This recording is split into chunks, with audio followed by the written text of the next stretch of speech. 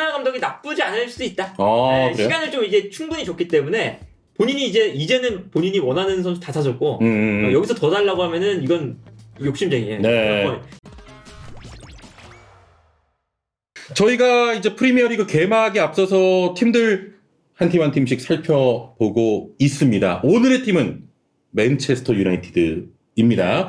자, 이제 본격적으로 이 팀에 대한 분석을 조금 하기 전에 오늘 오피셜이 떴어요. 더리우트와 마즈라이의 오피셜이 드디어 떴습니다. 맨유는 공식 홈페이지를 통해서 더리우트와 마즈라이 영입을 발표를 했고요.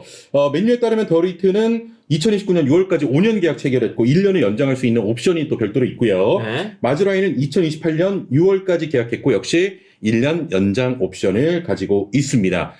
맨유의 이번 이적 시장의 화도 조금 이따 이제 자세히 말씀 나누겠습니다만 수비 보강에 좀 집중을 했었잖아요. 그쵸. 네, 드디어 둘을 영입했습니다. 그러니까 저 위에 있는 3, 4 이게 예. 세 번째, 네 번째 영입이라는 뜻이잖아요. 이번 이적 시장에. 그러니까 첫 번째, 두 번째가 요로, 지르크지. 네. 그러니까 요로는 센터백, 지르크지는 뭐 세컨이나 공격수 이런 거였으니까 4명을 현재까지 영입을 했는데 그 중에 3명이 수비수죠. 그렇죠. 네. 예. 자, 잠시 뒤에 수비 보강에 대한 이야기 나눠보고요. 이런 가운데 맨유가 또 하나의 부상자가 발생을 했습니다. 요로 부상에 의해서 루크쇼도 지금 부상을 당했고요. 네. 루크쇼는 또 부상이 아니라 원래 부상자니까. 루크쇼는 항상 부상인 것 같은데. 자, 루크쇼가 프리시즌 훈련 시작과 함께 부상을 입어서 시즌 초반에 출전하지 못할 것이다라고 공식 발표를 했는데요. 부상 너무 많아. 루크쇼가 이제 왼쪽에 리스 제임스라고 보면 됩니다. 아, 맞아, 네. 맞아. 나올 리스 때는 제임스 진짜 같아. 잘해요. 예. 나올 때 진짜 잘하고 이 테나 감독이 루크쇼를 계속 못 놓는 이유도 있어요. 예. 루크쇼가 있으면 인버티드 풀백도 되고 3백도 되고 어쩔 때는 오버래핑해서 올라가 있고 크로스도 좋아요. 심지어 프리킥도 막 차요. 그래서 너무 좋은 선수인데 못 쓰면 사실은 뭐 무용지물인 그쵸. 거죠. 네, 그래서 지금 뭐 저 루크쇼가 없기 때문에 사실 지난 그 커뮤니티 실드에도 왼쪽 풀백 자리에 리산드로 마티네스가 나왔었잖아요. 네. 근데 이제 왼쪽 풀백 자리에 루크쇼도 없고 말라시아도 지난 시즌부터 부상당한 게 아직 회복이 안 돼서 말라시아도 못 나옵니다.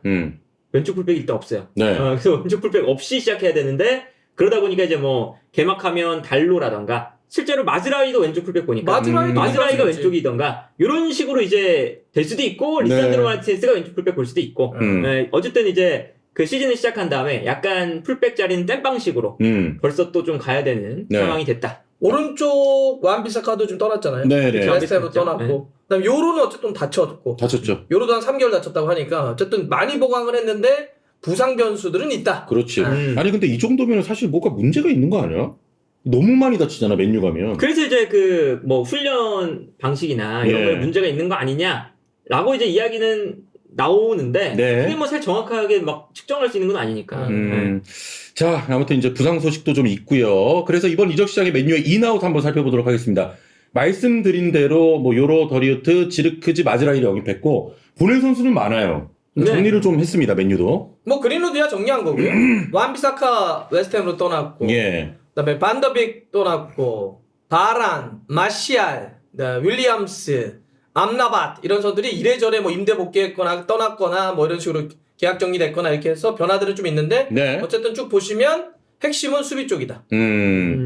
저 위에 우리 머리 위에 있는 요로는 이제 경기 놓칠 경기도 정리하는 건가? 그렇죠. 요로가 이제 저희 쭉 보면은 뭐 10월 말에 복귀다. 야, 그러면 실질적으로 그냥 11월을 봐야 되겠네. 11월. 네, 11월쯤이죠. 오자마자 이렇게 부상으로 지금 저런 경기 다 날려야 되는 그렇죠. 네, 그러다 보니까 저기 그 보낸 선수 중에 캄보알라라는 선수가 있어요. 그 선수가 지난 시즌도 맨유가 센터백 부상 너무 많아서 1군으로 올라와서 뛴 선수죠. 캄보알라가. 풀백도 보면서 센터백도 보는. 비아레알로. 그래서 그건 지킬 거야.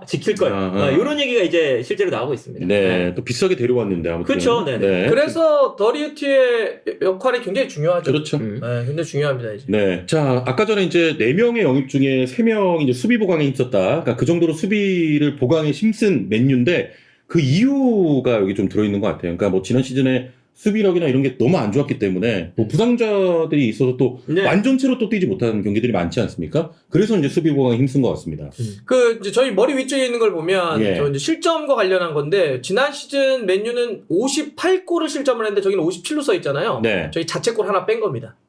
자책골 빼고 그냥 오픈 플레이 상황에서 57골을 실점을 했다는 건데 실제 기대 실점값은 70이에요. 굉장히 많죠? 네. 오나나가 선방에서 버텼다라고 이해하시면 되고, 슈팅 허용이 핵심이죠. 667회의 슈팅을 허용을 했어요. 이거는 프리미어리그에서 두 번째로 많은 슈팅 허용입니다. 아이고. 그러니까 수비가 헬이었다 얘기하는 거예요. 예. 그리고 저희 이쪽 이렇게 볼 때 이쪽에 이제 패너 쪽에 있는 걸 그 도표는 뭐냐면 이 쭉 수비수들이 동시에 뛰었던 그 경기들을 체크해 본 거예요. 실제 이 많은 선수들이 동시에 뛰었던 최대치는 7경기밖에 되지 않습니다. 예. 센터백 콤비들이 뭐 이런 식으로 예. 아니면 뭐 4명이 뛴 거는 더 적고요. 뭐 이러니까 하도 부상을 당하거나 뭐 컨디션이 안 좋거나 축구를 못 하거나 이러니까 수비에 있는 조직이 중요하잖아. 근데 이 조직력을 계속 유지하지 못했다는 얘기예요. 그래서 이거 확실히 이해된다. 슈팅도 많이 허용을 하고 그다음에 계속 똑같은 수비 조직도 경기를 못했기 때문에 예. 잘하는 좀 부상당하지 않는 이런 선수들을 좀 데려와야 되겠다는 필요성이 있었죠. 그래서 이제 이해됩니다. 이렇게 보니까 확실히 수비 보강에 좀 방점을 찍은 것 같은데 일단 뭐 수비는 그렇다고 치더라도 자 프리시즌 한번 결과 한번 볼까요? 프리시즌 때도 실점이 좀 많아요. 네. 여전히. 왜냐하면 뭐 지금 저거는 더리히트라든지 마즈라이가 오기 전이기도 하고 그렇죠. 또 요런은 중간에 다치기도 했고 네. 여전히 수비 불안은 남아있기도 하고 뒤에 얘기하겠지만 공격도 좀 글쎄라는 게 좀 있죠. 네. 지르크지에 대한 거는 사실 좀 여러 가지 얘기를 해봐야 될 건 있는 것 같아요. 네. 그래서 말인데 이제 수비 보강은 어느 정도 이제 중점을 두면서 지금 진행을 해왔었는데 맨유가 좀 보강해야 될 남은 이적 시간 중에 이적 시장 남은 기간 중에 조금 보강해야 될 곳은 어딘가를 이번 시즌 예상을 하면서 같이 묶어서 얘기하면 좋을 것 같아요. 네. 일단 저는 그 더리히트와 마즈라이를 데려온 것은 도움이 많이 될 거라고 봅니다. 금방 말했던 것처럼 맨유가 불안했던 수비, 그다음에 또 맨유가 뒤에서 만들어 나오는 플레이를 잘 못했잖아요. 그런 상태에서 더리히트 같은 경우는 전진 패스라든지 빌드업에 워낙 강점이 있죠. 네. 그다음에 볼을 직접 갖고 올라오는 드리블 능력도 있는 선수이기 때문에 뒤에 안정감은 확실히 좋아졌다. 그다음에 마즈라이 같은 경우도 마찬가지죠. 빌드업 능력이 있고 끌어내서 그걸 또 빠르게 전개해 줄 수 있는 능력도 있기 때문에 전체적으로 후방 쪽에서 빌드업을 할 수 있는 능력들은 강해졌다라고 하는 건 분명하다. 네. 그리고 이렇게 되면 만약에 이제 왼쪽 수비가 어느 정도 안정이 된다면 지금 뭐 쇼가 부상 이슈는 있지만 왼쪽은 왼발잡이 리산마하고 오른발잡이 더리히트가 또 그것도 조합적으로도 좀 후방 빌드업을 할 수 있는 그런 여진이 있는데 한 가지는 수비만 놓고 보면 이게 테나흐의 스타일과 맞나? 요거에 대해서 좀 고민을 해봐야 될 것 같긴 해요. 네. 그러니까 뭐 아약스 선수들이 많이 왔다 이런 건 있겠지만 이게 테나흐가 맨유 와서는 어떤 식으로 경기를 많이 하냐면 옛날처럼 아약스 시절처럼 막 만드는 게 아니라 지난 시즌 약간 현실 인식을 하면서 포기를 했지, 자기 전술을 수정을 했잖아. 그러니까 좀 더 다이렉트 플레이 많이 하고 트랜지션 많이 쓰고 수비에서 공격할 때 팍 치고 그렇게 쓰면은 사실 이들이 갖고 있는 더리히트 갖고 있는 능력을 완전히 못 쓸 수도 있고요. 그렇죠. 더리히트는 특히 이제 부상당한 이후에는 약간 좀 민첩성이나 속도가 좀 떨어져 있기 때문에 그런 만약에 그 결과 테나흐의 전술 결과 더리히트가 얼마나 잘 맞아야지 시너지가 난다. 요거는 좀 지켜볼 포인트가 될 것 같아요. 네. 그 부분 한번 지켜보도록 하고 조금 이제 그 에릭센하고 카세미로도 조금 이제 저물고 있기 때문에 마이너의 짝 이런 거 중원 보강하는 것도 좀 신경 써야 될 것 같아요. 그래서 뭐 우가르테를 이제 뭐 노리고 있기도 한데, 네네. 저는 어쨌든 더리히트와 마즈라이의 영입이 가지고 있는 이제 그 센터백 아무래도 수비 라인 영입이니까 네. 수비 보강이지만 동시에 요 이제 영입이 테나흐 감독의 전술적인 이상향을 하기 위한 영입이기도 해요. 어떤 거냐면 카세미로가 지난 시즌에 고생했던 건 카세미로가 공간을 커버하는 게 너무 커요. 네. 왜냐면 저 옆에 있는 마이누가 올라가서 앞쪽에 싸우거든요. 근데 테나흐 감독이 좋아하는 게 아까 말씀해 주신 것처럼 만들어가는 요 플레이를 하다가 상대가 좀 올라오면 뻥 때립니다. 앞에서 압박하는 걸 좋아해요. 그래서 카세미로도 올라가서 압박해요. 그래서 카세미로의 지난 시즌 이 위치나 이런 것들을 보면 아니 카세미로가 왜 저 위쪽에서 막 돌아다니고 있지? 네. 그러다가 만약에 압박이 안 돼요. 어설프게. 그러면 미드필드에 아무도 없어요. 그래서 이제 지난 시즌에 이제 약간 맨유의 놀림거리로 지적받았던 것 중에 하나가 공격은 막 이쪽에 있는데 수비는 이쪽에 있어서 요 가운데서 막 상대가 막 골 끌고 올라오는 장면이 되게 많아요. 맞아. 네, 그 장면이 막 그 BBC에서도 막 분석하고 이랬었는데 그런 장면이 많았었는데 이번 맨시티와의 커뮤니티 실드 보면 풀백들을 무조건 가운데로 이제 붙여주니까 카세미로도 편하게 이제 올라갑니다. 그래서 카세미로가 실제로 커뮤니티 실드에서 제일 잘한 선수 중에 한 명이었어요. 네. 이제 그런 거 보면 고 이제 카세미로의 자리에 카세미로가 이제 좀 기동력이 부족하니까 카세미로가 수비형 미드필더지만 사실상 앞쪽에서 싸우는 역할이거든요. 그럼 우가르테가 딱 오면 우가르테가 원래 그런 걸 잘해요. 네. 빌드업은 좀 못하지만 그래서 우가르테를 딱 데려오면 테나 감독이 좋아하는 조금 더 앞쪽에서 싸우게끔 하는 형태의 경기 방식이 잘 풀릴 수도 있겠다. 네. 그래서 마즈라위가 안쪽으로 들어올 수 있는 선수.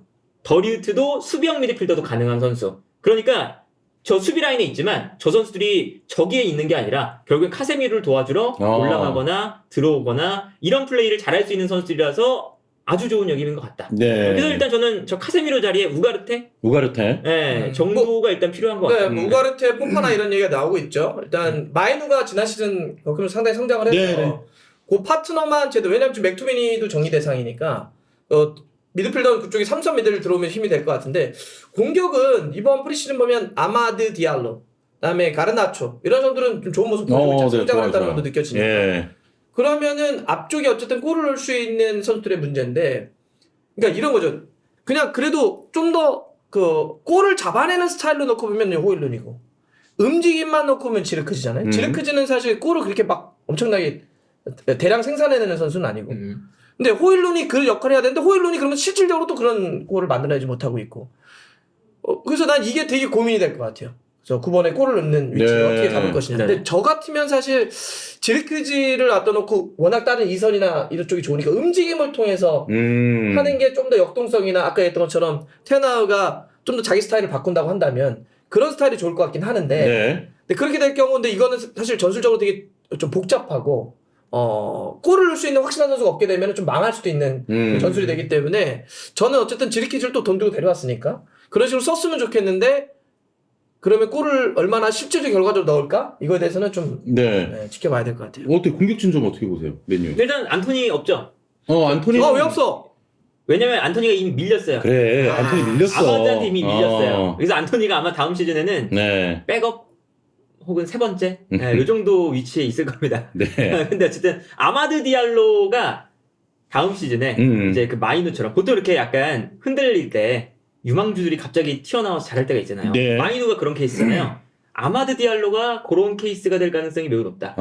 커뮤니티 쉴드만 봐도 그러니까 이 선수가 그바르디오를 막 페이크 동작 몇 번으로 막 제껴요. 그런 거 보면 아마드 디알로가 참 기대가 많이 되고 물론 이제 공격 라인에 저 레시포드가 좀 잘해줘야죠.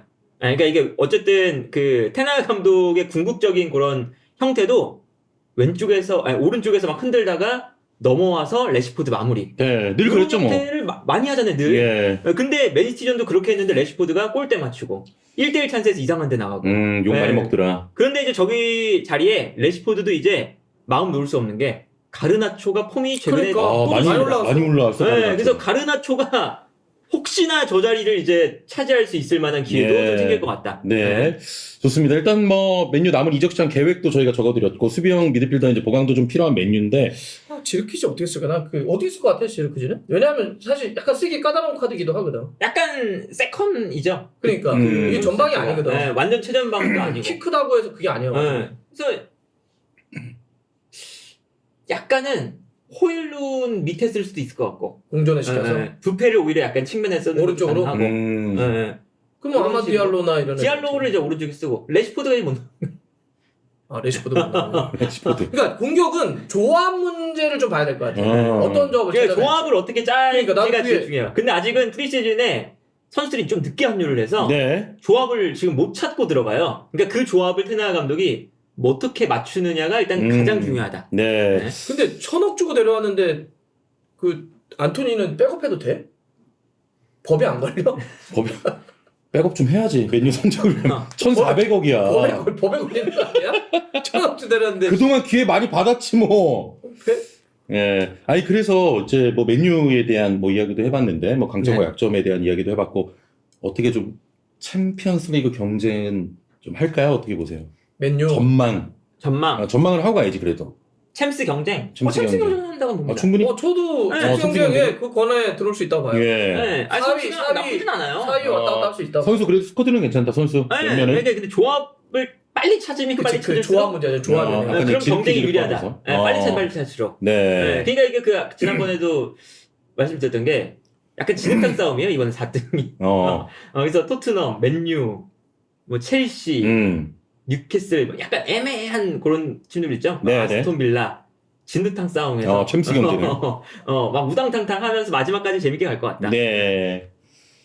저도 4위 불과 붙지 않겠습니다. 네. 근데 저는 생각보다 이번에는 테나 감독이 나쁘지 않을 수도 있다. 그래요? 시간을 좀 이제 충분히 줬기 때문에 본인이 이제는 본인이 원하는 선수 다 사줬고 여기서 더 달라고 하면은 이건 욕심쟁이에요. 네. 여기까지 해줬으면 테나가 이제 결과물을 만들어야 되는데 네. 사실 최근에 트로피는 계속 들었거든요.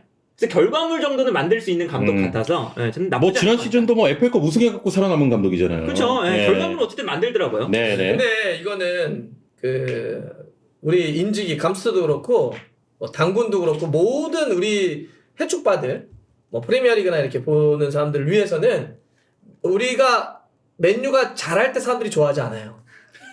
진짜 맨유 팬분들 많아. 아니 그러니까 이게 전체적 흥행을 위해서 솔직히 감스트 말이죠. 그 맨유 못할 때가 훨씬 더 좋아해. 나 사실 감스트님 거 맨유 질 때만 가서 봐. 그러니까 그래 이기면 별로 안 가. 걔가 분석을 해 뭐래. 기린 던져 막. 기린 인형을 막 던지고 막. 흥행을 위해서는 조금 못해주는 게 찰신성이 네. 필요하다. 알겠습니다. 자 이렇게 오늘 맨유 분석까지 해봤습니다.